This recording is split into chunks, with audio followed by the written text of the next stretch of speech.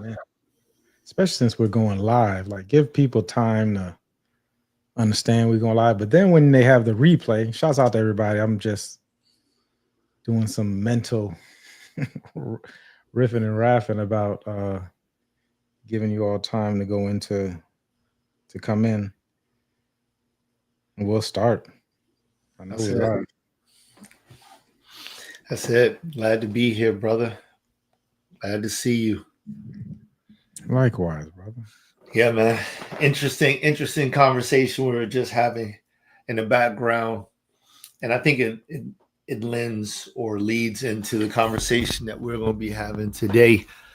But first, let's do our introductions and everything. Make sure that everybody knows who we are.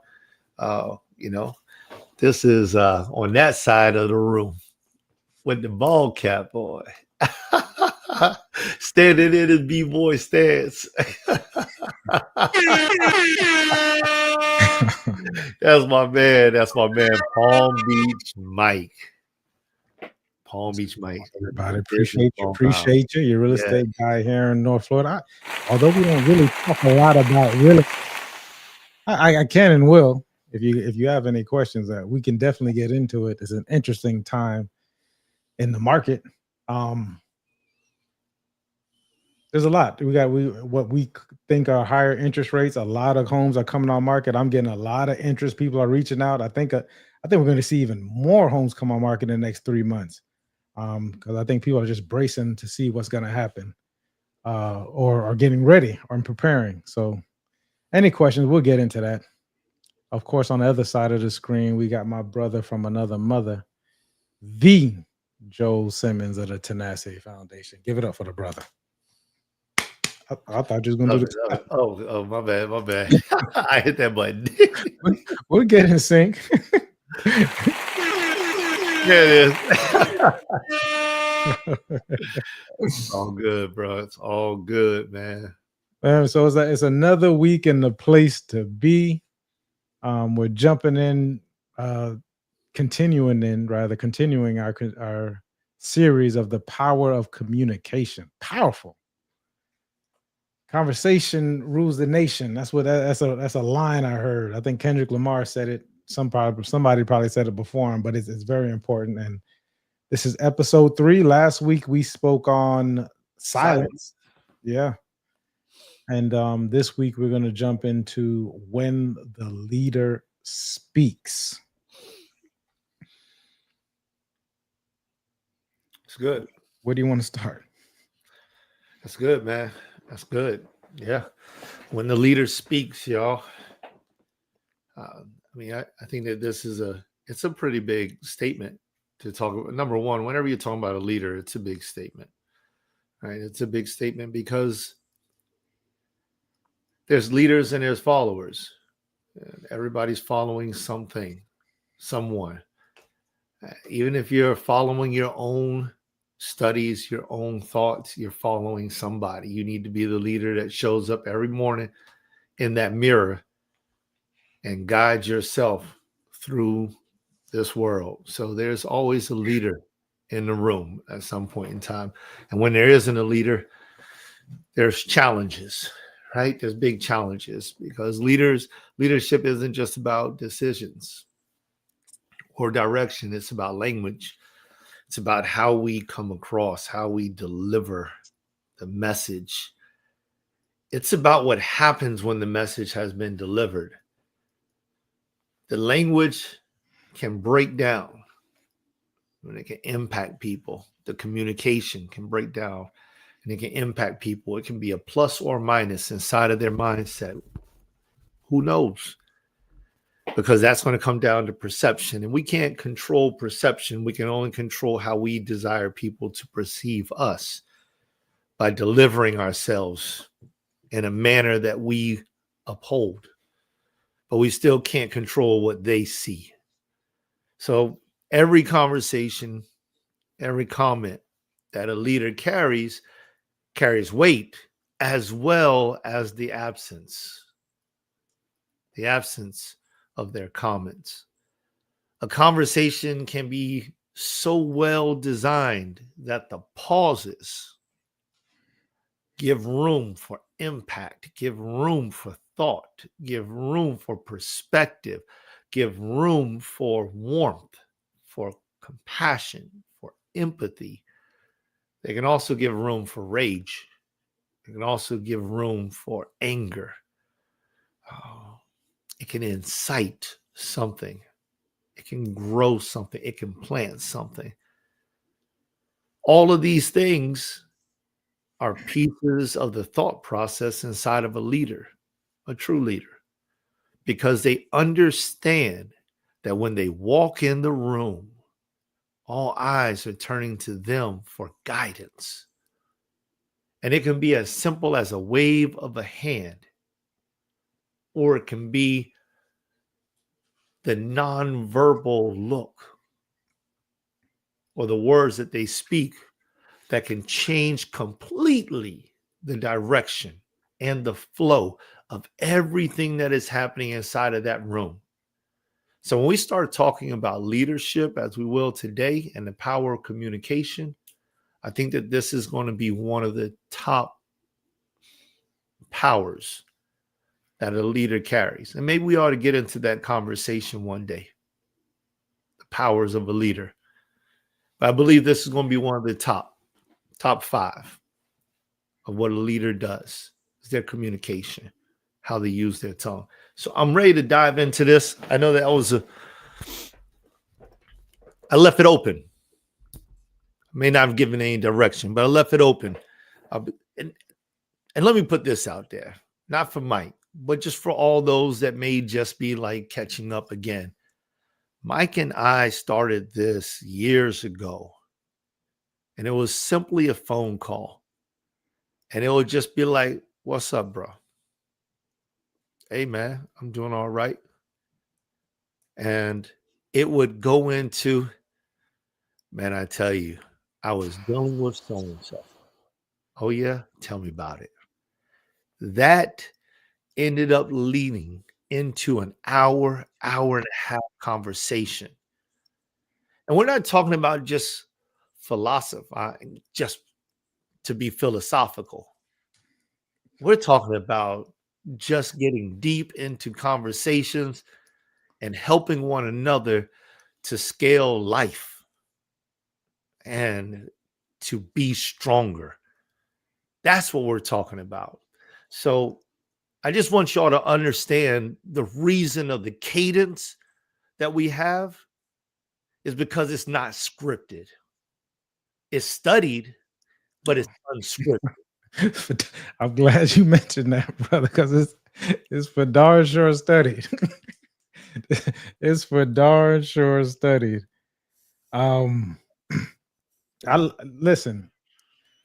We're saying when a leader speaks, a part of becoming of being a leader has to do with communication, right? And I think I love where the brother was going with it. At some point in time, maybe we do get into, and I'm sure we have. I couldn't point you to the exact episode of what exactly a leader is and the characteristics that are involved with being a leader.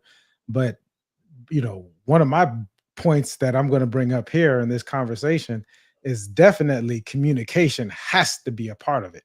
And that's communication and using all its tools in order to uh, be an impactful and an effective leader, right? And being a leader to the best of your ability, your capacity to become a leader, right? All that's involved. Well, what is a leader? I'm looking at what they gave me as a definition. I put it on the screen. A leader, a person who influences, guides, or directs a group, organization, or movement toward a goal.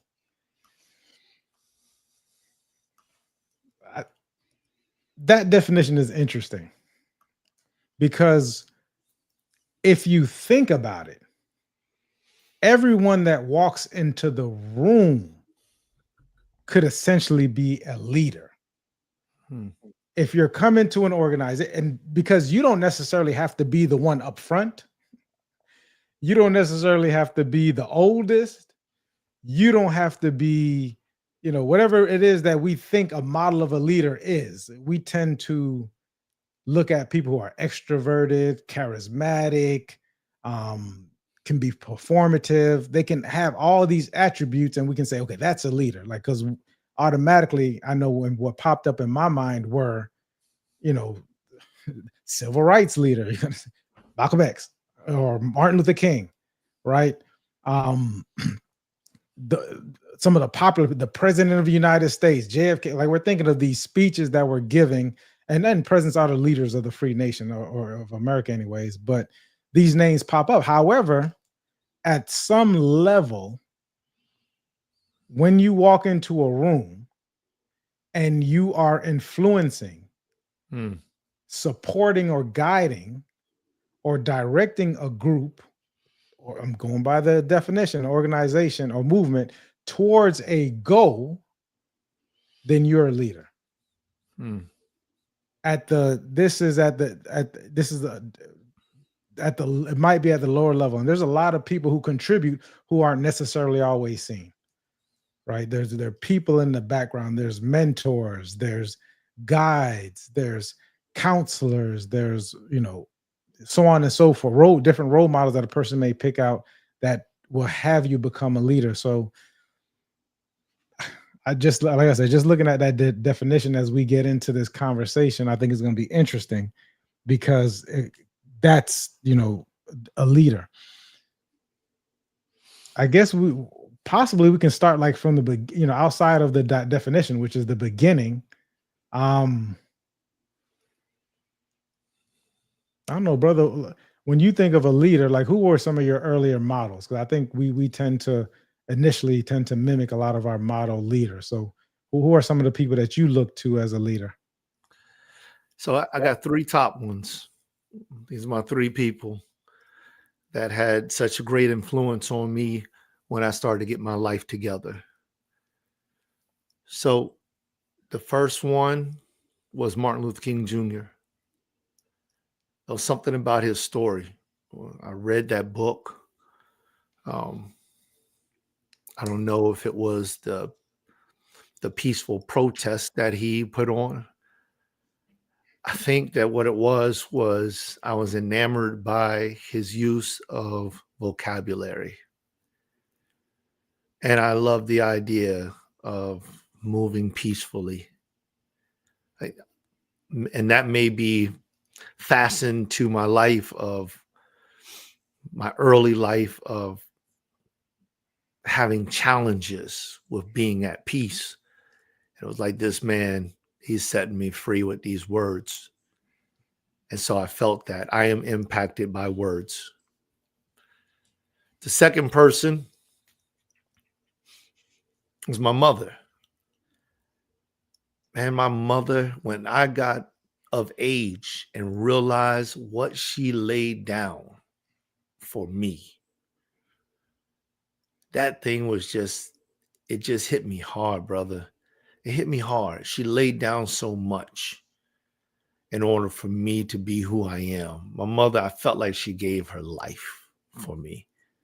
So that was extremely impactful. And now my mother's one of my best friends.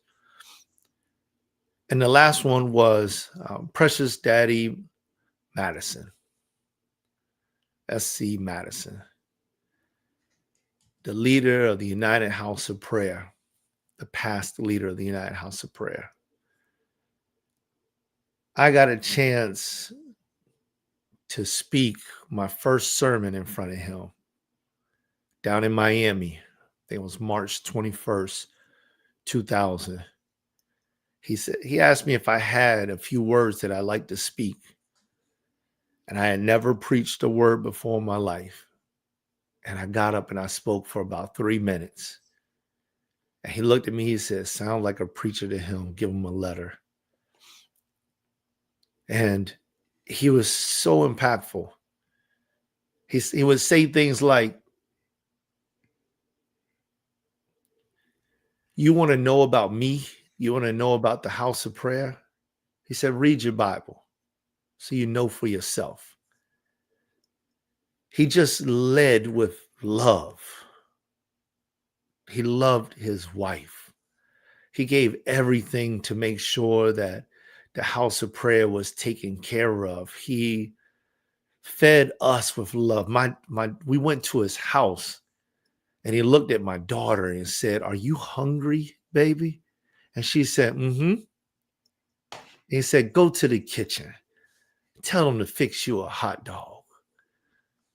And I looked at him because my daughter has said nothing.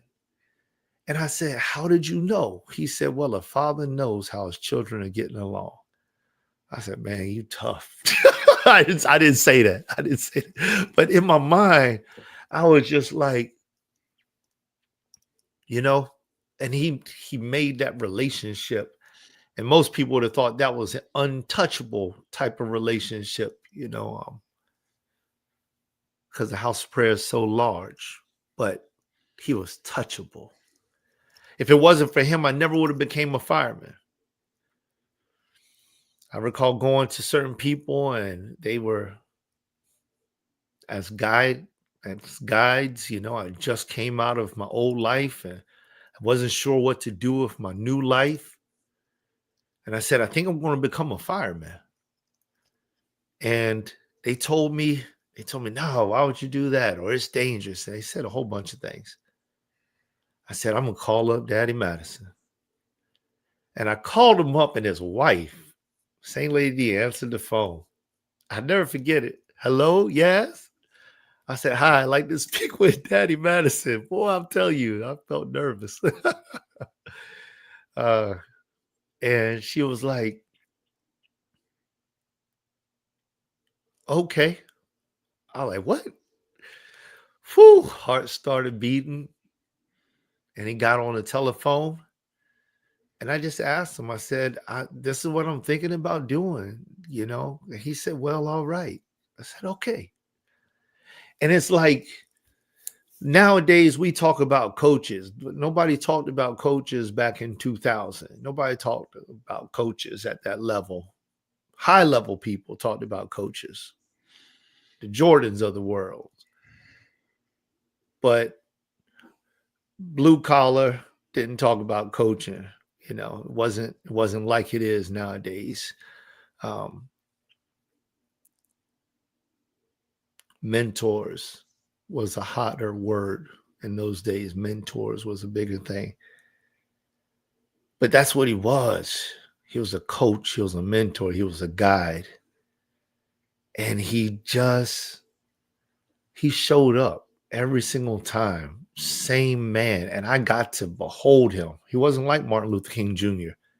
I had to read up on everything about him. This man I got a chance to walk with, to ask questions, and to get responses. And I'm telling you, that impacted me. So those are my three. I know I drew that out a little bit because you can't mention people that impact you like that so heavily with a question like you're asking on a conversation about leaders without really diving into what they've done. Who are yours? Oh, that's a great question. I wasn't expecting it. No, I'm joking. um, I was on the other side. I read about Martin Luther King, but for me personally, it had to be Malcolm initially. After I read the book, the autobiography of Malcolm X, which I think is probably one of the top 5 must reads for any person coming up, any person coming up in America. I think a lot of people can draw some understanding of it, but specifically in our community, the average Black man journey is probably more similar to Michael for me, and just from what I observe around the people around me, than Martin. Martin, and I don't even want to go back and forth between the two of them. So yeah, definitely Malcolm was one. Um, Man, mine started, but touching. I mean, mine started so close in the household because my grandfather, Mm, and I speak about him quite often. mhm. Powerful, powerful guy in my life. So my father's father.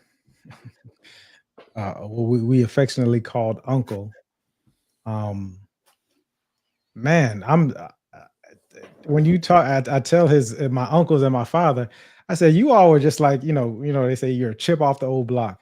You all were like exactly a chip off the old block, but it's like you all took like different parts of his personality, right? You got my uncle Milton, who's like this, strong-willed. You hear my grandfather in his voice. My father is more so like the charismatic side. Well, they're all charismatic. Let me be clear. All my uncles are charismatic. And then you got my uncle Lila. You just see like little pieces of his personality that come from him. And when I say overall, like even when I describe the family, um, our family structure, I say everybody that came up underneath uncle. And that could be affiliates. Like you don't necessarily have to be a Seville. You could be, something else, a cousin, a friend, just affiliated with the Seville family. And he left a huge impact on everybody. Mm. Thirdly, hmm, uh, oh, it has to be the Minister for Louis Farrakhan. I've never seen someone with such love for his people, the compassion, the understanding. There was a point in time when I was just like, I asked the Most High, I said, listen, if I could just have a little bit of that, this compassion and understanding and empathy and just it would be amazing. And it was given to me. So be careful what you ask for. It was given to me. So those three people probably were my initial models. But first and foremost, definitely like how you speak about Bishop Madison is how I speak about my grandfather, because being raised that close, because all these other people I'm reading about, I hear about, in some kind of way, I almost feel aligned with these people, right? Based upon what I know about them, but haven't necessarily, touched them. I've been around them for extended periods of time. But my grandfather, those conversations from the bus stop, to the house, or seeing people around him and him actually maneuvering, like you mentioned, him maneuvering around these people, him having these conversations with people, his anticipation of what people had, the expectation he had of me, right? Like when I was young, he said, my grandson he's gonna meet the president, like just the way that he spoke. And I'm the favorite grandson. So any cousins or anybody, I'll let you know now. I got to know Yeah. this for sure. um the conversation, what he instills. So even now, when I go back to thinking about confidence, when I go back to thinking about intelligence, when I go back to thinking about um manhood, he comes to mind Mm. off top. And he allowed my father to be my father, and he totally embraced his grandfatherness, because there's a difference. I know you're seeing I'm sure your mother's totally different with the kids than she was with you growing up, because as these grandfathers, you got to allow the grandparents to be grandparents, and you be the parent. Be the parent. There's a different dynamic, and I'm sure if we're blessed enough to have that experience, we'll understand it. I can't even understand it now with between Paul and Elijah, but Mm. one of the things that you mentioned also was what I call the stewardship of the Yeah, word, right? So that's exactly where I was about to go. All right, come on, man. yeah, the I would call what the guidance and is the stewardship. I was thinking today about my role as a parent this morning. Mm. I woke up with that on my mind, my role as a parent, and really having the ability to say, well, what is my role in his life? Like, and a lot of things sound good. Specifically, legacy. Like I have this child, he's legacy. This is, I want him to follow my footsteps. Some people want their kids to play these sports and live their dreams through the kid or whatever. Like we just want this human being to almost absorb all of our experiences and have it, right? And as a father, we have the ability to do a lot of that. We're if you allow it anyways, accept it rather, to give them this information, right? Because you're having conversations with Jonah that you possibly didn't have. But because of your experience, you can have this conversation with them with the day-to-day hands-on and you being and coming from that man aspect of it and having already lived that life. However, I was sitting back and I was like, well, I still want him to have his experience. Like, I don't need him to be this way, right? So what exactly is my role in it? And I said, I started thinking, I said, well, you know what? We're just conduits as parents with these kids. Like he doesn't really belong to me. I just have stewardship over it while he's young, just to help to get being a leader, helping to guide, helping to give him information, to counsel, to I'm taking that accountability, but ultimately Elijah, Paul, they have to have their own journey. So understanding, so what is my function in the role? Like, so I came up with one clear sentence. It was like, my goal is to encourage discernment. You spoke about that a couple weeks back, to encourage discernment and allow them to function in this world, whatever that looks like. But it's really to give them the ability to discern, right? And when we talk about discernment, I mean, I'm not talking about right or wrong. I mean, heart-led discernment. It doesn't even have to be in my mind what is logical, because what's logical today may not be logical tomorrow. There's adjustments that need to be made. The way that today is 2025 wasn't exactly what 1990 was like. It wasn't exactly what 1945 was like. But if you have this heart-led discernment and the ability to critically think about these things and make the adjustment as young men, Elijah becoming a young man, Paul, he says he's a big boy now. So going from big boy into adolescence, to allow that and to foster that and to have a space for that. Okay, so if that's the goal that I have for myself in regards to being a leader and having stewardship over this life, this soul that I've been entrusted with by the Most High, how will I communicate that with him? Interestingly enough, we right before the show, we started late. My fault, right? About 10 minutes before the show, I called Elijah to see what was going on, and he informed me that he was going to his mother's house. And then there was a rift in the communication. There was a disconnect somewhere. I'll take total account of responsibility for that. And I'm like, okay, well, I'm just gonna stop. I'm gonna go out there and go get him. And even a little part of me was like, well, how far is he from the house? Like, why can't he walk to the house?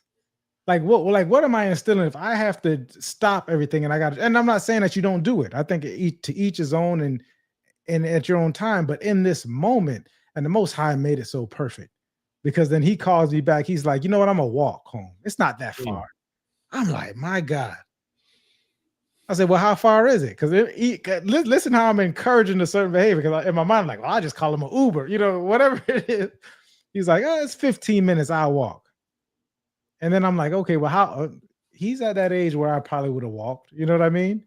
So it's like to help him in his maturity and this part to make this decision, which is as small as it is. It's really a mountain because he starts there. I'm a harp on him for a little bit because I'm so proud of him. Mm-hmm. He's in the 10th grade. This kid is getting up on time. And it is, and I'm trying not to let him know that I'm up too. So I already got my alarm set, for like 20 minutes after he's supposed to get up. But I'm laying in the bed and I'm just I'm seeing the light turn on in the hallway, and I'm seeing him Mhm. going through his thing, and him fixing himself in some food or whatever. And I'm just like, yeah. So I'm resisting everything it is that I have to go out there and to help, right? And I'll fix you something real quick. Not that I not because I want to be mean about it, but because I want him to start to encourage him to do that thing. This is leadership. This is part of leadership at its core. I don't need to be upfront. Yes, I'm going to have those heartfelt conversations with him. Yes, I'm going to tell him about my experiences and joke with him and so on and so forth. But for the most part, it's like just allowing him to have his journey. That way, when he gets out in the world, it's not a shock. All right, I'm about to get into something, guys, because in order to understand where we're going, we totally have to accept where we're at. Yeah. And the in our community, we have to really take a look at to see where what our trajectory is and what it has been and what it's been for a while. There was a what do they call it in Star Wars a break in the force, uh a disturbance in the force. The disturbance in the force. Yeah. Okay, I I remember feel a that. disturbance in the force. Yeah, you about to make me really work on that one too. There was a disturbance in the force. And the interesting about it is I just had this long conversation with Beethoven.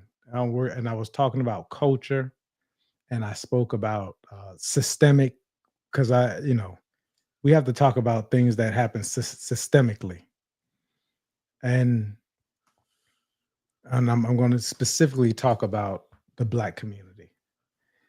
Um, and this is just coming from because we do get a chance to understand our environment and become aware of it. And I don't want to over I don't want to give you too much information.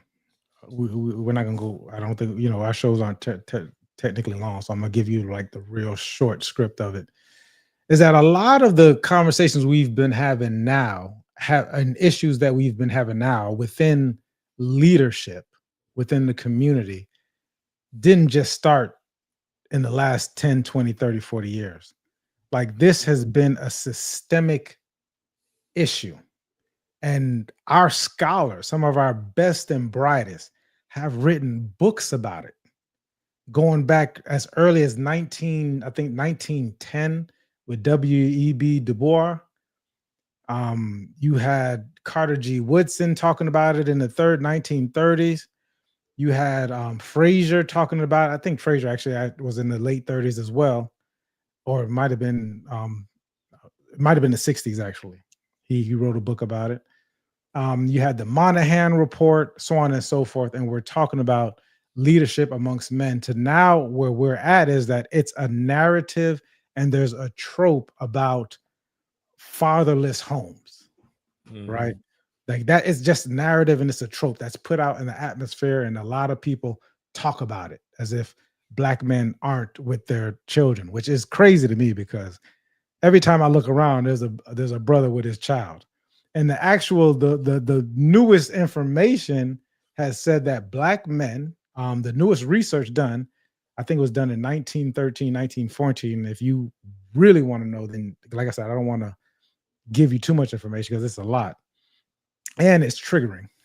So when things become triggering, we tend to become emotionally dysregulated because we don't want to hear it. We don't want to accept these things, or even if we're aware of them. States that Black males are most involved when given a chance. However, for so long, the leader through systemic reasons, the leadership has been taken. I don't think it was ever given to them. Honestly, if we actually went back to it, there's a really good book. It's called The Man Not. It's written by Dr. Tommy Curry. I would advise anybody that wants to read it, go read it. This is he's a professor. He's now in Ireland because they don't want him teaching here in America, but go check it out. So what happens within the Black community is because for systemic reasons, this has been going on since time immemorial. we are not definition wise, we're not a matriarchy, but we are what is termed at this point a gynocracy, meaning that the women tend to be the leaders in the community. And as a man, if you want to become a leader within the community, you almost got to be a pastor. Like you got to be a pastor, you got to have a lot of money. Like because our women would rather have the protection and they will definitely take the provision, but being a leader, it's not necessarily our modus operandi. We can have a conversation about it, but I would advise you to go back and read and to observe. So when it comes to the leadership portion, if you don't have, that's why we're having it. Like, where did this rift come? And not everybody's having this rift. Praise God. There are some really good people out there. But when there's this rift where relationships become transactional, this is where it stems from. It stems from, okay, well, if you want quote unquote submission, you need to be able to provide it. There's no 50-50 or no 100, which it shouldn't be that. It should just be a collaboration and a willingness. And, most books will tell you to submit to your husband. But we are attaching this with our worth as being a provider. And if you can't provide, then in this certain kind of way, then you don't get it. So anyway, so it's a systemic. And so leadership has been lacking within the community unless it came from, for the most part, pastoral, for the most part. That's just the culture of the thing.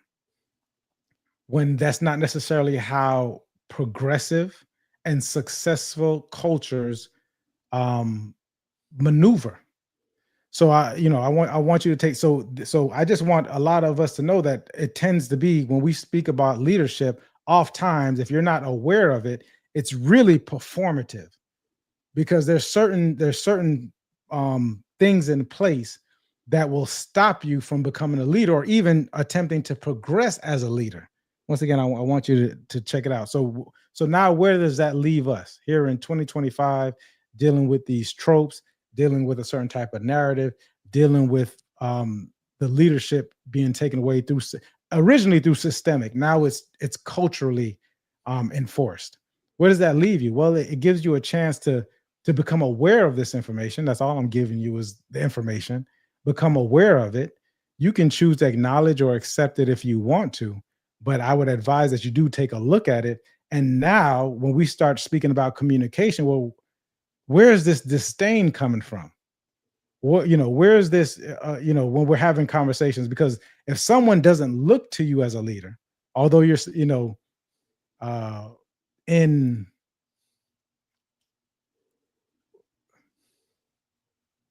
only in title, or it's presenting as such, like what's really happening? Because as a leader, you have to put this emotional intelligence together. Like, well, what does this person really think of me?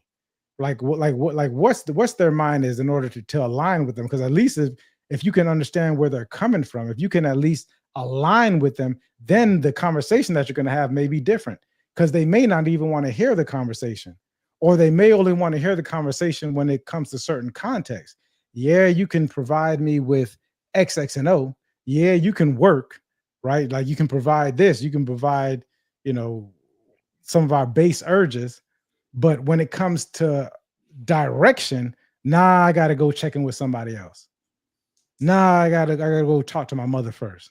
Oh, I got to go talk to my pastor first. Oh, I got to talk to this. If you are the man and you're providing this so-called leadership, it should start with you. And I'm not to say that you don't seek counsel otherwise, but then it starts and it ends with you from that point in time. But if this is not what's culturally going on, then this is a different way for you to be able to overcome that situation.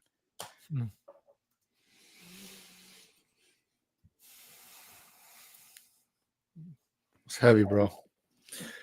You went somewhere with that. There's a lot to unpack out of that. And I had a very simple question for you too. Very simple question. I gotta say, I probably have a simple answer. It might be I don't know. Yeah. Well, no, not for the question that I wanted to ask you. I'm sure you know about that. And I still will ask you that question. Because there's a lot of things that you brought up, and you know, a leader being decisive, having that ability to make quick, clear decisions, possibly even underneath pressure, situational awareness, confidence, authority, patience, composure, adaptability, focus, attention to detail. And I know that our conversation, I mean, just to name a few things that I think a leader should possess, but one of the thing that we're discussing today when the leaders speak or speaks is their communication, being able to be very clear, um, and the opposite of producing noise, being able to direct the traffic is something that I was hearing you talk about as your closing remarks of that last piece that you were just opening up.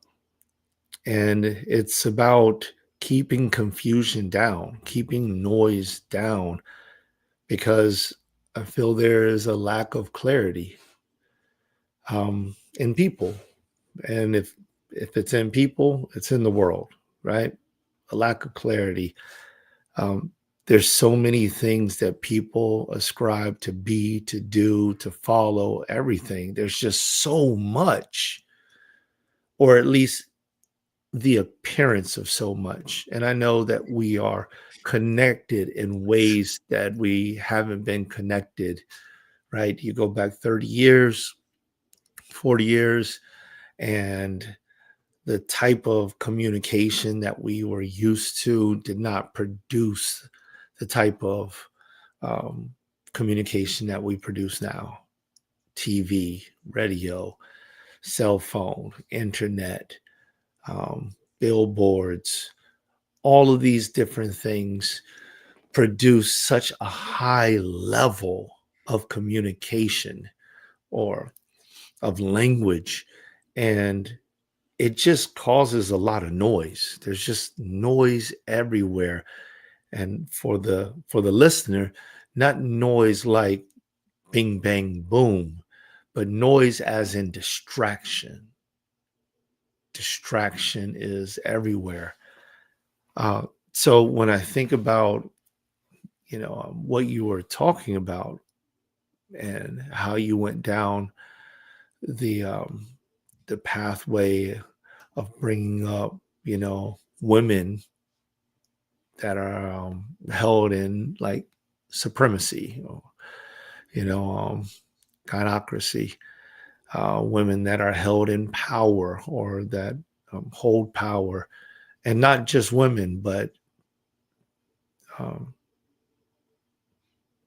people that are held in power, that are placed in significant influence for reasons that may not align with the direction or the flow, because it happens too frequently. Sometimes people, male or female, can be placed in a higher position in a workforce because they took a test, but it doesn't mean that they have the power, the mind, the capacity to actually lead. It's not the same thing. And maybe that comes down to us designing our tests differently so that the true leader can emerge. Or maybe it comes down to us training people that are able to pass the test to become true leaders. A leader should be able to hear more than they speak, because when they speak volumes. And when they don't speak, the earth quakes, right?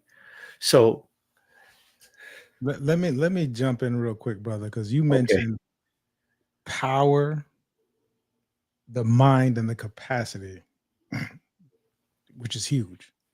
It's nothing that I said with stewardship, with developing um, these two young boys and our children.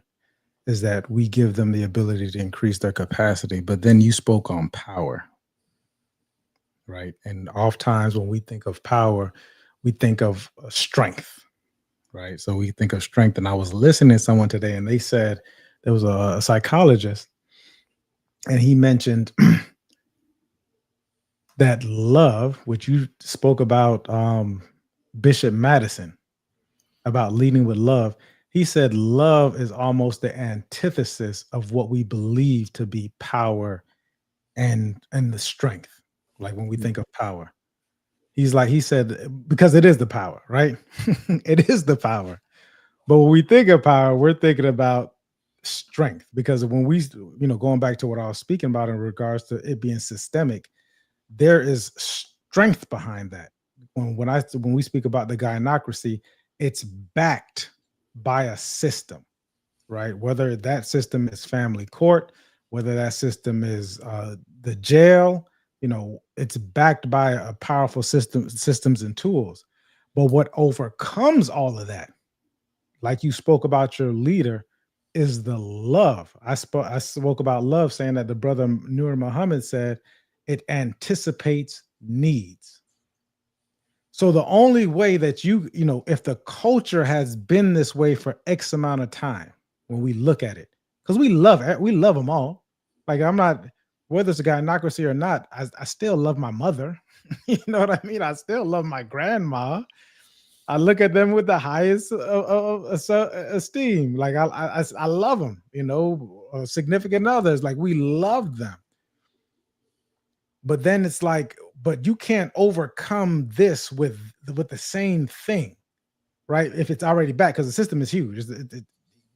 I'm telling you, if you don't do your research and you find yourself in family court, brother or brothers, whoever's listening, that's who I'm talking to, it gets pretty expensive. It could get pretty expensive, and it's a lot of time involved in it, and you have to have the capacity to deal with it. One of the things that I noticed while going through that was that I can overcome all that by playing a different game. It doesn't have to be strength versus strength. I remember I told you once, I said, I'm not playing the same game these people are playing. I'm bringing it back to like this thing. Like, essentially it was love. Like, this is the game I'm playing. So how much love do I have for my youngest? Right? A lot, I would imagine. There's a lot of love there. So when I'm playing that game versus this other game, it changes. The decisions that I make changes. The way that I communicate or not communicate, it changes. The conversations that are being had. So I wanted to point to that because I thought that was interesting that you brought that up. And because I don't want this just to be this woe is me. I want this conversation that we're having to be empowering, because this is not to deter anybody. This is actually about empowerment, because now we're here to say, okay, well, how do we continue to lead? Well, we continue to lead with love, knowing that we're up against, if that there's these obstacles or whatever they may be. There, you can frame them however you want to frame them, or word it however you want to word it. But if we come to this, in order for us to have the maturity and the connection within this communication, we get a chance to look at it and say, okay, well, because we're all intelligent people. What happens is that there's certain things that make, when we become dysregulated, what did Chris Voss say? When you get angry, you become dumb. This is for us to understand what's going on, and then we overcome and empower it by love, anticipating the needs. How do we do this with our children, with our significant others? How do we lead with this in mind, right? And I would imagine that that's the maturity involved in the conversation of this leadership conversation. Yeah.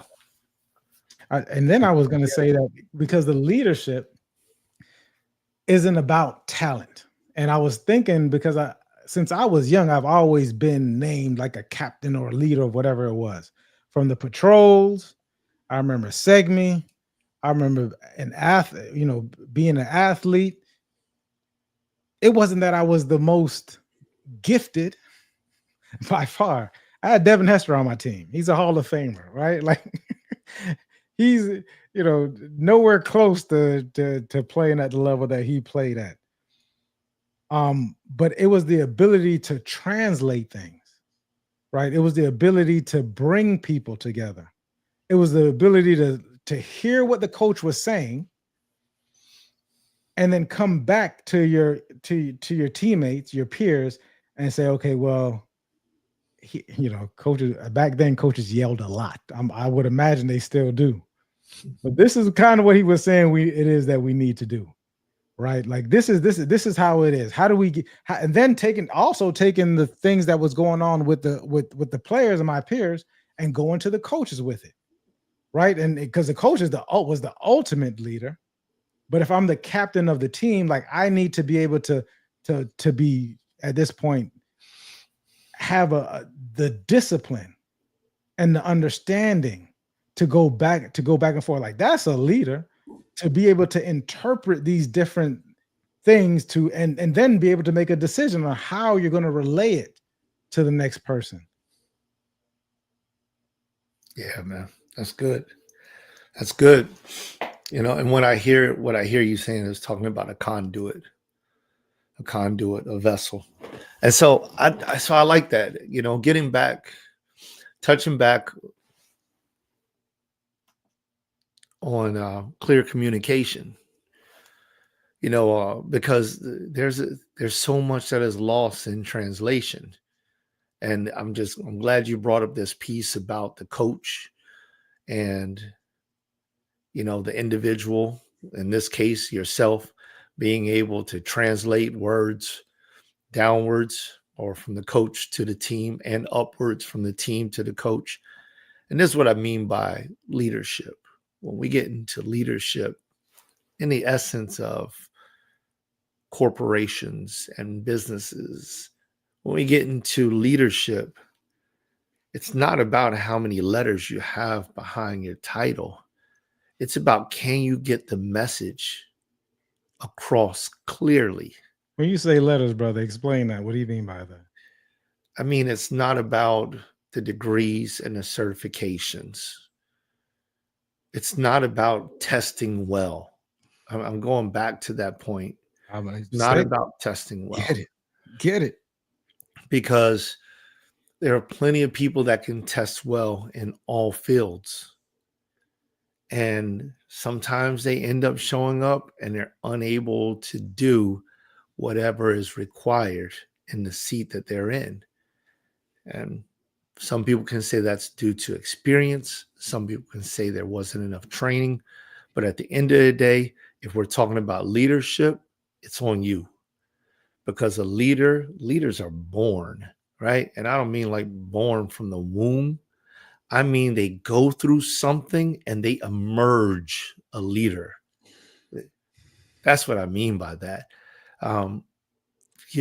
Something has to start clicking inside of your mind. And then you have to use that. There has to be a drive. There has to be some type of passion. There has to be a purpose that's inside of that individual to cause that leader to come out. And this can be used for good or for bad. It doesn't matter. They can use it for whatever they want to, because I mean, you can look at somebody to give two totally polar opposites. You could look at Martin Luther King Jr. versus Hitler, right? Both of them are leaders. The way that they led, completely different. The benefits of the people, completely different, right? Total opposites, right? Intention So plays a big part for sure. What's that? Intention plays a huge part for sure. Intention plays a huge part. Nonetheless, to be a leader, you can actually be that leader and cause devastation. So it's like these words, the power of this communication that we're referring to, that we're talking about, it's powerful in this. When a leader speaks, their words have the ability to shake things and to move things. When a leader speaks clearly, they can give commands, signals, and people immediately began to understand and get a desire to do something because the leader spoke. And when a leader stands in their authority, then those signals are shorter. So you can have long signals where people are waiting for understanding and agreement. But once they get into, awareness, acceptance, acknowledgement, once they get to the point where they're in alignment, they're just advancing, they're moving from that point on. They're just moving. And at this point, it doesn't matter what the leader says. And I don't mean it doesn't matter. That's not what I'm saying. I'm not saying it doesn't matter. I'm saying that anything that that individual says in front of those people that are following them will happen, except for those that are still utilizing critical thinking and they are still evaluating whether or not they will listen to the new command. And that's generally because that's a leader leading leaders. When you have a leader leading leaders, you will have occasions where the leader that is being led by a leader will think that there is a different way to lead and will bring that up. And the leader that is leading the leader will have to go deeper in their communication, in their conversation. They also will need to be open and honest, because if it's a true leader and not a follower, they will not be rattled by big words. They will need proof. They will need passion. They will need decisiveness. They will need it to be clear. They will need confidence in what is being said to be able to make a pivotal move that is not in the direction that they may be thinking. And so it's like, these three conversations that we've had so far, and like Mike said on the first conversation, it may dive us into some micro or mini conversations that we may have on a bunch of other things, characteristics of communication, right? Because what we're talking about now, and I know that we dive in a lot into the leader, and that's where we want to be, because it's when the leader speaks. But at the end of the day, at the end of the matter, at the end of the paragraph, we're talking about what the leader says and what that does. Because when a leader speaks, it affects multiple people. When a follower speaks, it affects themselves. It's a huge difference. Followers don't have followers. Leaders do. And if a follower has a follower, then they are a leader of somebody. I love it, brother. One of the things you spoke on was the letters behind the name. The letters behind the name, and the ability for some people to believe that translates into leadership, and the performative nature of how we model ourselves amongst leaders. And there's a time, we can't downplay some of the great speakers that we've had who have at the same time been leaders. You spoke about Martin Luther King. One of the things that was important about that brother was that he was a leader of leaders. When you go back and look at the people that surrounded him, and for him to emerge as far as being the spokesperson of the group, And you go back and look at the people that was around him, there was a powerful group of people that he emerged to be at the top of. Oh, here's my put this hand up.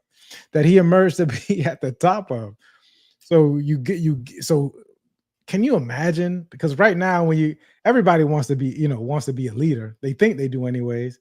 And you get in the room and everybody wants to be the one to take the lead and so on and so forth, Woo. and nothing gets done. And I'm just talking about regular people. And as far as what they ended up being, their legacies ended up being. When you look at the legacies of the people that Martin Luther King was around, the conversations that he had to have, the silence at times that he had to have, the introspection he had to have, the ability to communicate and mobilize the people in different cities. Here's something interesting: is that Martin Luther King Jr. didn't hold any huge rallies or anything where he was at, which was Atlanta, Georgia. There's reasons for that. I'm not going to get into it. However, most of his mobilization were done in other cities. We're talking about Selma. We're talking about, we ultimately ended up dying in Memphis. We're talking about going out to California and having conversations. And he wasn't the most popular person at the time. So I know we talk about him now like, oh yeah, Martin Luther King. I think amongst Black people, he had like a 33% approval rating, right? It was crazy when you go back and look at it. So imagine having to do all of that and amongst these ultimately giants of that era. Right. So the ability to speak, know when to speak, know where to speak, know who to send certain people to go to speak, like that took an effort, and he was at the forefront of it. So and he ended up being broadcasted as a leader, but all these other people also were leaders within their own rights. So, I think that's powerful. So I don't want, and he was a great speaker. So not to take away once again of the performative nature of it, but there comes a time when you have to embody this leadership. I call it having a mean demonstration. And that's what that's what I work on. Having a demonstration of a leader to where people already start to understand your expectations when you're saying it. You don't have to say it out, loudly. It doesn't have to be this. You don't have to wait until you're emotionally involved about it. The quote unquote straw that broke the camel's back. I would advise you not to wait until that time, but you're actually stepping out. And once again, going back to leading with love, anticipating these conversations. We talked last week about mastering the moment. We get a chance to go back and master these moments. Yeah, so brother, I loved how you brought that up. I want to talk about, and I spoke on it before, was the lazy leadership, right? And that's only because once again, we're developing this and we're having these conversations. We're asking these questions, right? I've already given you the history of it. So I'm informing you that the average person is really only leader and title and not an actual being able to do anything about it, or at least in their mind they can't really do it, right? Someone said I run my house, I don't run around my house. And this is not coming to downplay anybody, but I'm telling you, there's people that just running around their house, right? Nothing is being done. And you spoke earlier about the noise. There's a lot of noise, there's a lot of chaos. A leader comes in to translate all that, to make this clear about what everybody, because we all have roles to play. You don't have to have the traditional role. I'm not telling you what kind of role to have. Just know what role needs to get played so we can get the job done.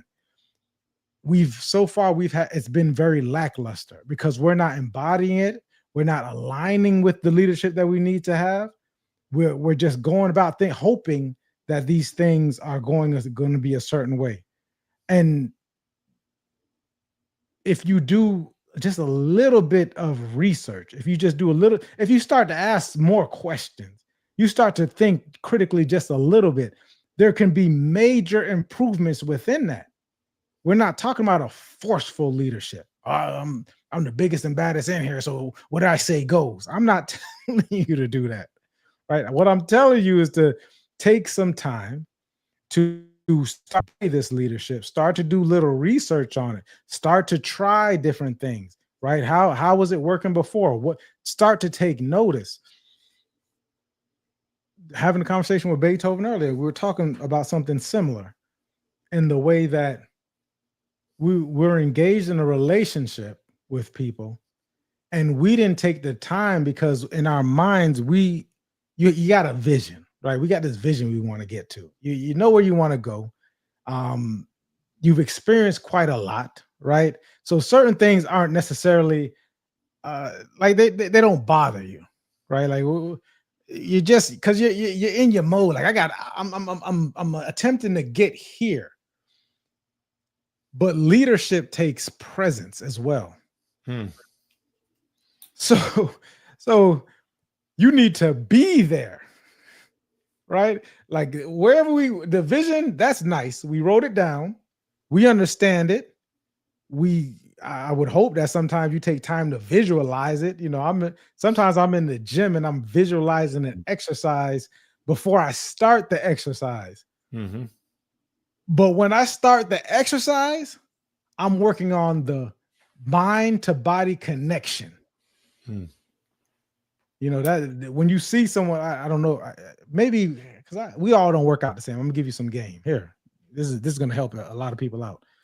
This is why, like, I was doing the leg extensions today, and I put my hands on my quads, right? Because I'm not seeing it. It would help if I wore shorts to see it, but I didn't. I don't wear shorts, so I put my hands on it so that I can get this mind to body connection while I'm doing it. I'm not even thinking about the count off times at this point. Off times I forget the count and I just start at 5. So I could say, okay, I'm gonna do this 12 times. That's the visualization. That's the goal, right? This is what I'm visualizing 12 times doing it. I start to get into the exercise and I'm just paying attention to the muscles that are moving in my body to make sure that I'm keeping them under tension. And as I'm doing that, I forget the count because I'm in the moment. And no matter what the count is, I say, okay, 5, 6, 7. I might forget it again sometimes. There's time when I forget again. I just, man, I'm done. And it's because I'm meant to be done because I pushed it towards the exhaustion. I remember Muhammad Ali said, and Muhammad Ali and Malcolm X and Minister Farrakhan all have the same, you know, so all praise due to the Honorable Elijah Muhammad because he's the leader of leaders and he wasn't charismatic. He wouldn't be thought to be charismatic, but he knew how to put people in front. He developed some of the greatest minds of our time. Muhammad Ali stated, he said, I don't keep count. I only count when I get tired. This is the greatest of all time. He says, oh, because they were like, they asked him how many times did he do, how many reps did he do? I think it was like sit-ups. He said, I don't count till he said, when I get tired, that's when I count, because that's when it counts. So he could have did 50 sit-ups. I don't know. But at 50 or 55, or it could have been 30 that day or 20, because you're doing the best that you can, right? You're competing at the best that you can be in the moment. Not, you know, I know we say it sounds good. I just want to be better than I was yesterday. But today is a whole different set of circumstances. So if you're in the moment, so this leadership, this is just amongst yourself, it takes the presence. So I can't be thinking about this thing that's coming the next day when I'm in front of my significant other or my children and it deems my presence, because I may miss something. And when I miss something, that becomes a miscommunication, which turns into a disconnect. And when you're disconnected, we get right back to the lack of clarity. Now we're arguing about something or we're talking about something that had nothing to do with the issue. Because maybe you didn't even want me to have this. There was no solution that needed to be come to. It just needed for you to be heard, or to be known that you could be heard. A leader makes sure that you're heard. That's why you're following them, I would imagine, right? They're feeling to be heard. So it goes from this performative thing. Think about this. I remember when I used to pretend to be a leader and I used to throw my weight around. My voice got louder because I knew that's how the argument could be won or whatever in my mind, or this is what's going to move somebody is kind of by getting bigger. And when I started to realize that, oh, this is performative in nature, there's a place for it. It's a tool. There's a place for it. I get it. Right. Especially if you want someone to, if they're used to that and that's how they align with it, but it's just a tool. It is not leadership. Just like these degrees aren't leadership. It's a tool. Right. So, I embody it outside of just the performative nature of it. Man, I love that. I was just looking up, I was attempting to find a book. Because I wanted to dive into so many good things, introspection, mobilization, anticipation, presence. And while you were talking about it, there's something that came to my mind about presence. And I want to add that piece. And that's that I know that I read this or I listened to an audible book of Bob Proctor. And I was hoping that I could find that book so I could share it with people. And also I've heard one of my leaders, the past leaders of Daddy McCullough, say something that was very significant to me. And it's something that I've embodied myself. And I believe, Mike, you have it as well, as evidence of us being here. And that is this: presence is not always physical. Presence in the physical is very powerful. But presence is so strong. So the story that I was looking for from Bob Proctor was, it's a book of testimonies. And Bob Proctor had a way of speaking so positively that he spoke to, I think it was one of his children, about somebody that was in the hospital. And he got on the phone with them. He said, what are you doing in the hospital? He said, well, such and such is going on. And he was speaking to the child before they got a chance to learn of what the diagnosis was. And he said, don't give him the diagnosis. Let me talk to him. And he just went down this pathway of, what the mind believes it can achieve, right? And I see you shaking your head. You probably have read or heard this book or this testimonial, but you guys got to find it. I'll do my best to see where it is. I read it last year, listened to it last year, but it was just a very powerful thing. It was Bob Proctor is not talking on this audio. It's only his family, and they're just bearing witness of the things that he has done. And this was a critical stage in one of the children's lives where they were about to get the diagnosis, and he ended up, Bob called, and he's like, don't give them the diagnosis, which the diagnosis was like cancer or something like that. And they were like, don't even say anything to him at all. Let me talk to him. And he was like, what you believe, you conceive, you achieve. He said, this is what you're going to do. You're going to get up, you're going to do A, B, C, D, whatever those things were, and you're going to move on with life, period. And they felt he was such a great leader in their life and had so much influence and so much authority. They were like, okay, if that's what he said, that's exactly what I want to do. And so they didn't want the diagnosis anymore. Later on, they ended up being re-diagnosed, or something happened where they ended up learning about it. And the cancer that was no more. And it's just like, I listened to that. I was like, oh, that's tough right there. And so whether that story has, whether it's true or not, I'm not saying I don't believe it, because I thought it was a pretty powerful testimony. It was the simple thing that his leadership, he spoke into existence this type of encouragement, empowerment was the word that Mike just used, empowerment into these individuals that they took a new course in life. He was in that room by phone. And that's how, when your leadership hits like that apex level, you become present, you almost become omnipresent. Like to the point where I hear my mother's voice in my mind, and I'm not going to do that. This is one of the lessons that I give people, Mike, when I talk about they talk about the Bible and stuff like that. And I have these conversations because I'm different when it comes down to the Bible. And you all may have noticed that if you've studied us, then you know you should know lots about both of us. You should know how we come in and how we go out. As a matter of fact, I was just thinking about that just about 30 minutes ago.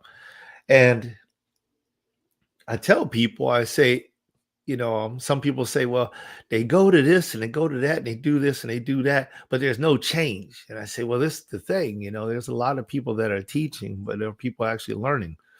And what they're learning isn't what they should have been learning, because you can learn something and gain nothing.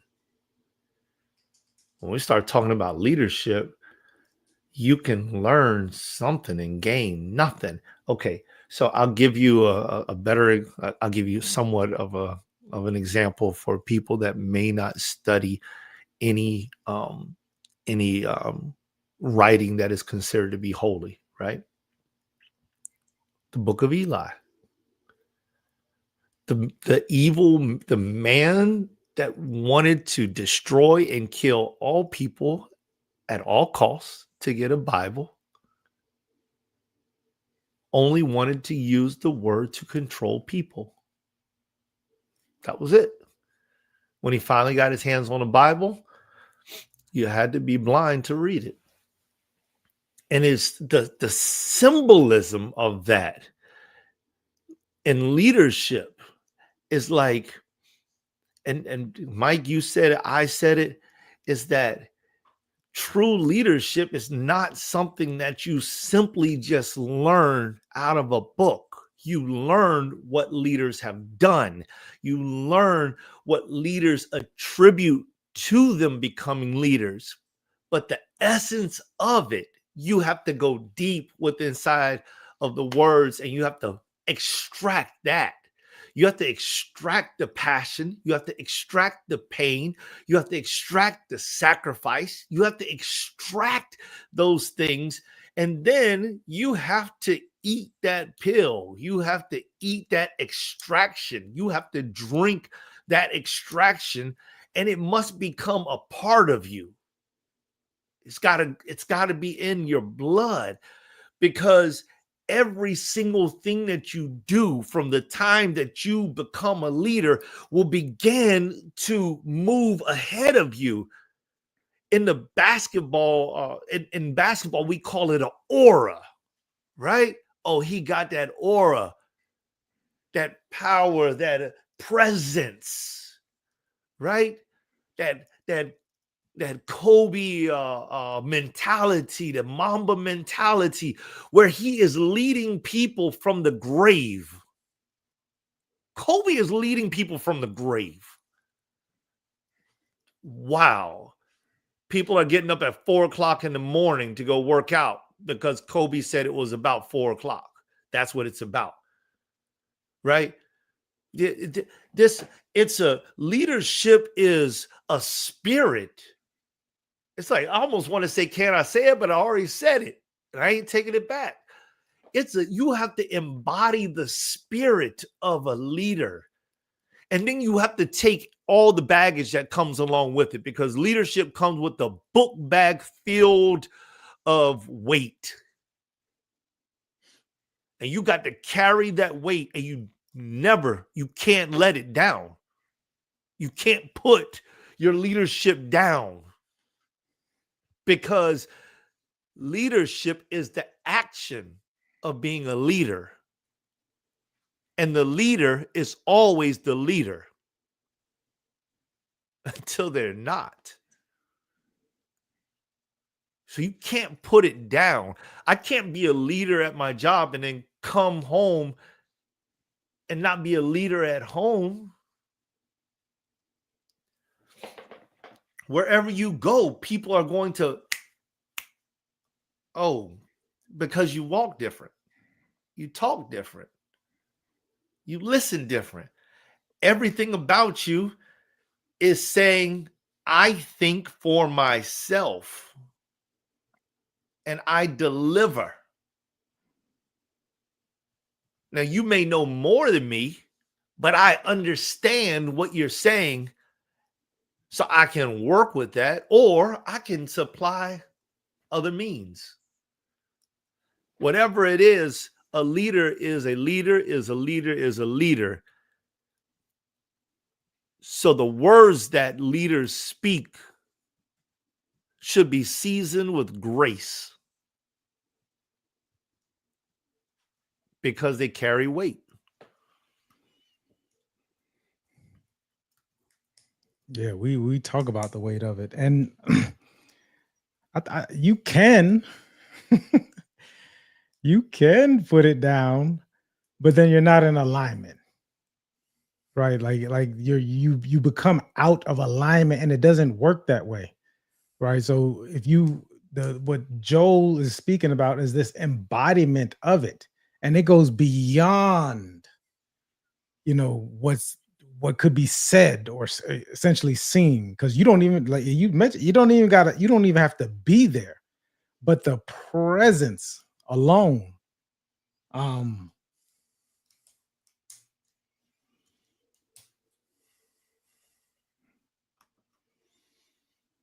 the presence alone carries, almost moves ahead of you. How are you speaking? And once again, it doesn't have to be this performative thing. I know we're taught this way. There's a hypnotic way of speaking certain times to get people, like they teach you all these there's different things. Sometimes and we learn it within the culture, that there's actual certain classes you can take if you learn about NLP, so on and so forth. But most of us, we learn it from the culture. We speak how we speak. Uh, so now it's like you get a chance to become aware of it and say, okay, well, that I understand, I learned it. There's awareness, acceptance is it's dope. Nothing wrong with it. It's a tool, and sometimes I don't need to say anything.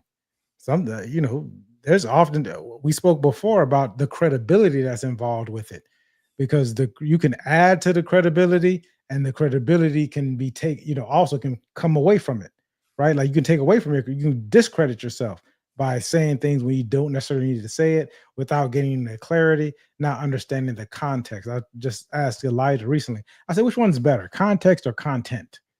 Mm. He said, I don't know. This is the higher level questions. I get it. He doesn't want to be wrong. So he'd rather just say, I don't know, which is good. I advise anyone to say, I don't know at points in times. But what's the point of the content if you don't understand the context?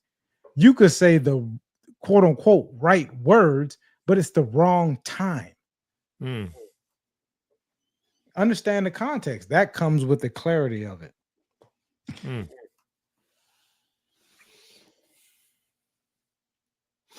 Yeah.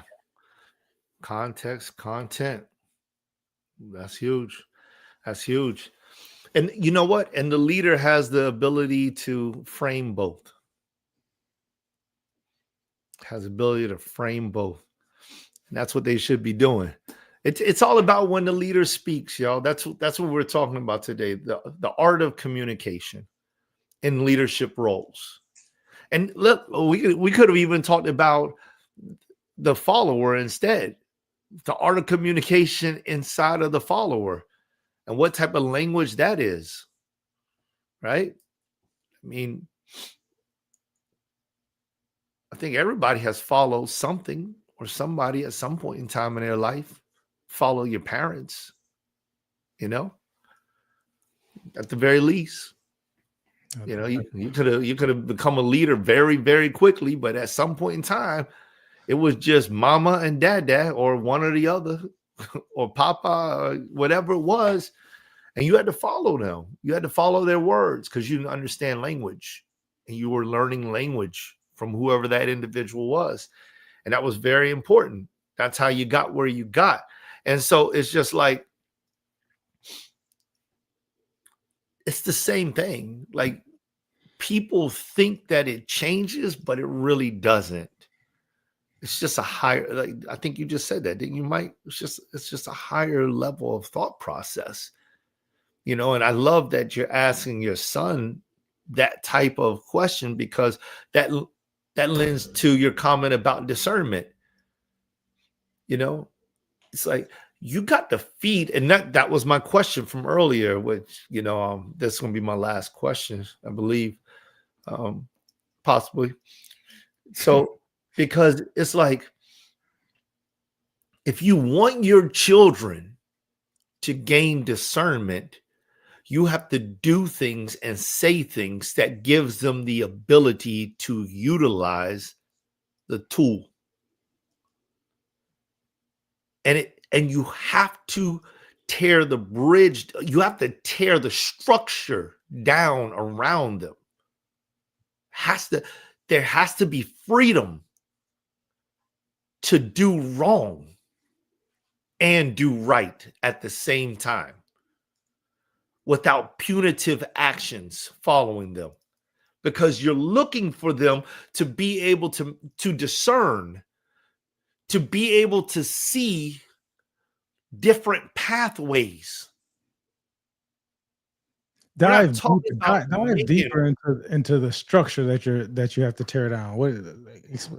Give me some clarity on that. Unpack that a little bit. So we're not talking about making the decisions. We're not talking about making the decisions. We're talking about the ability to see clearly, right?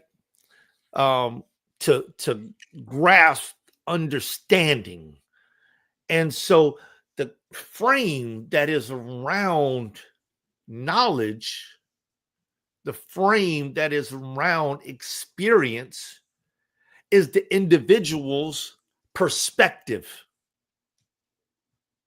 So when I teach somebody something, it's always in a frame. Always. Because I'm teaching it.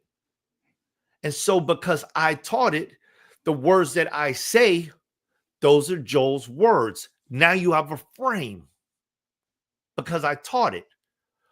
Or you have a frame because I said, Mike said so-and-so. So that becomes a frame. The frame is the thing that prevents people or helps people to do or to learn whatever that thing is. When we start talking about discernment, you are saying exit out of the frame. That's big. Go outside of what Mike said. Go outside of what Joel said. Go out. You have to give them the access. They need a key card, a key, a code. They need to have your support when we're talking about children, or anybody for that matter. Yeah, anybody, brother. They need to know, when I exit out of this house, the door is not going to be locked. When I cross the bridge, you're not going to burn it. There can be no punitive action, because the minute that there's punitive action, discernment ceases and they simply become followers, because they know, if I go outside of that area, now I know they're talking about, you need to think about stuff, you need to understand stuff, but if I exit and I do the wrong thing, when I do, they're going to have a belt. They're going to whoop me. They're going to put me in my room. There's going to be something that happens that I don't like. And if you reward them incorrectly, they may come back and attempt to do the same thing over and over again to get the same reward, which means you still have not taught discernment. because you cannot improperly reward them. Brother,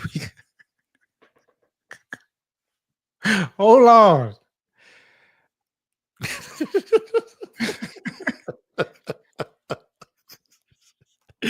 Like, stop doing that, man.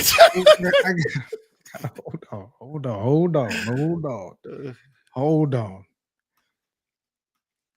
Because the way that you broke it down was so succinct. And we're talking about children, but this is everybody. This is everybody. Can you understand the stewardship as a leader to do that? I'm glad you brought that word back up.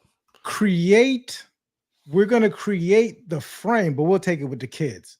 Understand this is everything, though. Understand this is everybody from a leadership perspective. But from the kids, who created the structure and the frame? You did, as the leader. As the leader. Now you're coming back as they start to get older or whatever age, because this comes with the discernment within the leader, right? Or it could be the discernment within the leader at this time. Let's say it's just a one-on-one thing, but oftentimes you could be talking to a bunch of different people, which is, not either. That's a whole different ball game, right? That's why Jesus spoke in parables, right? How we apply these things. So now this is on a one-on-one thing. I'm talking to Elijah. So from 0 until, let's say, 7 to 8, I have created a structure. Consciously or subconsciously, it was a bunch of no. So he knew this led to no. This led to yes.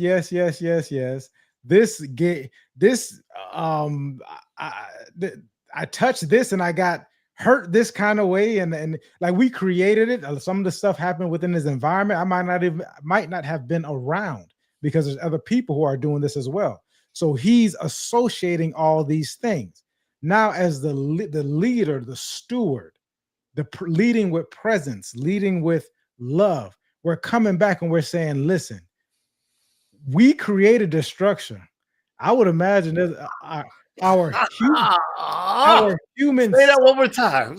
We've created the structure, and I'm going to tell you, maybe there's an unhealthy ego or whatever, but there's this human side of us, this prideful side, could be a prideful side of us. That's, we got some attachment to the structure we created.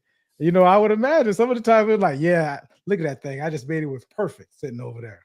Look at this structure I got in the household. Because now we're looking at our kids and we're saying, well, look how mannerable they are. Look how behaved they are. Look how they know what to do when this happens, and they know bedtime is this and it's structured in this kind of way, and this is how it is. This is now we getting into the next level of this leadership thing, because we're going to give them space and permission to question it. Sometimes they're going to go outside of it, and we got to allow them the space for that. If that's the time, even though we don't want to, we're watching this quote unquote perfect thing be built subconsciously or not. Right. It's conscious now if you're paying attention to what we're talking about, but a lot of this is done subconsciously. Mm-hmm. And there's disappointment that comes at times because they didn't do it exactly how we saw it to be done. This goes back to the beginning conversation. And now as this leader, we're giving them because we want to give them the gift of this discernment to go out and when they encounter things, make the adjustment, be functional in society, live to the we want to optimize and have an effectiveness of their being. We want them to be, I would imagine most parents or loved ones want this for the person that they're involved with. They want them to be at the optimal being, but we have to give them the ability to say, well, because they're going to in turn create a structure. Now, this is the culture. Now, the brother was talking about, well, if I do this, even your facial structure, because what happens is what I call, or what's been called, not I didn't make this up. BGS, Kevin Samuels spoke about it. We institute sign language, right, during the structure. So we shame. They say insult. I say use ignorance, but you shame, use ignorance / insult. You guilt, or you become righteous about it. This structure that you could be that, and sometimes it's unbeknownst to us. It could be a facial tick, but they've seen that facial tick before. When it was 3, 4, 5, 6, you did that. What are you? So we're guilt to come back into it, but we're not allowing them. But a good leader, leading with love, leading with the presence, leading with this understanding, being able to put all those things together and then communicate with clarity. Once again, it does not have to be this huge undertaking. Sometimes you just don't say nothing. Like you heard me with Elijah. Sometimes I'm in the room. I don't even turn on the light. But I'm paying attention so as to not impede upon their progress, their success, their journey. Listen. I don't think we this has been a lot. I'm going to stop it here. I think that point that the brother made and explained is heavy. So for this hour and 30 minutes, it's a lot. If you're listening to it, you might want to go back and rewatch this again, because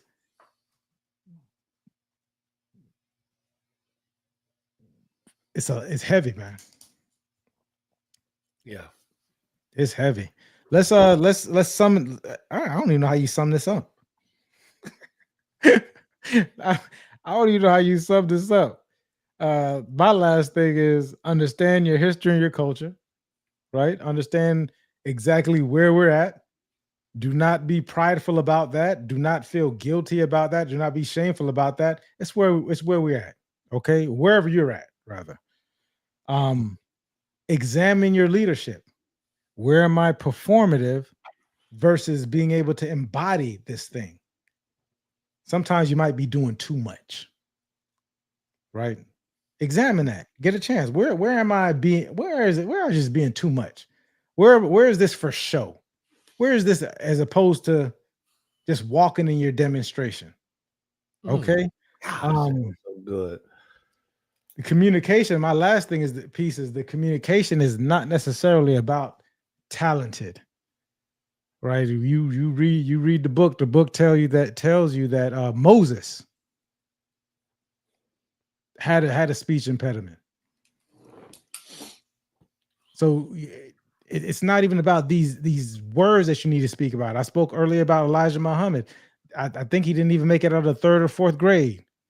Wrote some of the most impactful books and influenced some of the most impactful people during the civil rights era up until now and through now. So it doesn't have to be that. It doesn't have to have the PhDs necessarily behind it. And this is not to discourage anybody for getting your PhDs or to getting your masters. If that hit a point at all, right? I'm all for it. I love information. I love people who become lifelong learners. Yeah, love it. Hey, do it. You need to get this information. However, that's just a part of it. These are just tools for the job. These things are just tools for the job. What we got, brother? Yeah, man. I love it. Tools for the job. Tools for the job. So here's the tools that I'll leave with everybody. Every leader has a voice. My prayer is that we all use our voice responsibly. Choose your words.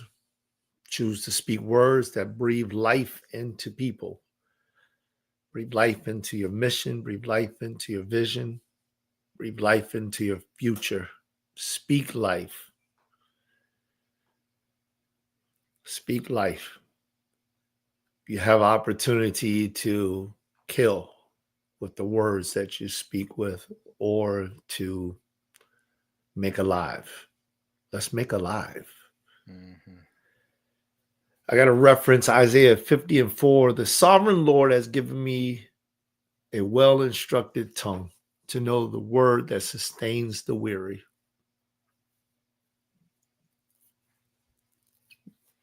There's nothing wrong with learning the word to sustain the weary. It's so important. I think. I think that it's important. And I enjoy people from all nationalities, creeds, races, religions that are sustaining people. I love that. I think we should do more of it. When your words align with your purpose, your leadership becomes a force for transformation. That means it's not just communication anymore. So I look forward to seeing whoever is going to come out. We've been broadcasting on Instagram also for the followers on Instagram, and we are broadcasting on Twitch and X and Facebook and LinkedIn. Y'all just jump on in. Be a part of this great movement. This is a movement. The traction is picking up, but it's not about the traction. I'm not going to say the attraction doesn't matter, but this was designed, Mike's design, his thought process in the very beginning was he wanted to have something that his son, his children, maybe even our children would be able to look at and to remember the things, and whatever we weren't able to tell them, this would be a library of our thoughts, and they would always be able to go back. And I think that we've already fulfilled that to a certain degree, because Mike's son has jumped on here outside of the comfort zone of his own home. He's gone on his cell phone and connected and jumped in, and he had Jonah there with him, and the two of them have joined our broadcast.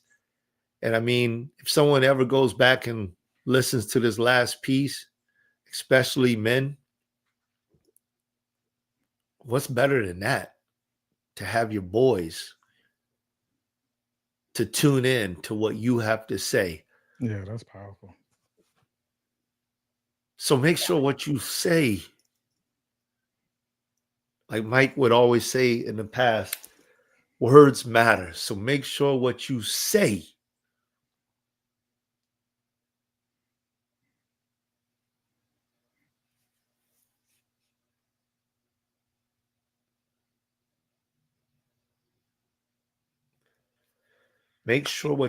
is intentional,